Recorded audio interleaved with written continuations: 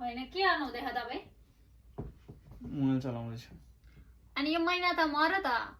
खोइ तपाईँको स्यालेरी आएन अझै के को काम गरेको स्यालेरी फेसबुकबाट आउने पैसा खोइ त आएन महिना मरो आयो अनि मलाई दिने स्यालेरी चाहिँ महिनाभरि कमेन्ट गर्न लाउने पैसा दिन्छु आऊ भिडियो बनाऊ बुढी भन्ने मलाई फकाउने अनि पैसा दिन चाहिँ महिनाको अन्तिम हुँदा हुँदा पनि मलाई दिनु पर्दैन पैसा अब आफ्नै बुढीलाई नि पैसा दिनु त ए बुढाबुढी आफ्नो ठाउँमा पारिश्रमिक आफ्नो ठाउँमा चाहियो पैसा स्यालेरी चाहियो मेरो स्यालेरी चाहियो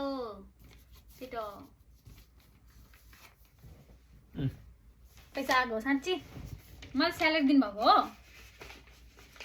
अब दिनु पर्यो नि अब त आएपछि वाउ अब काम गर्दिनँ भनेपछि अब यहाँ 10,000 एक्लै काम गर्न भ्याउँदैन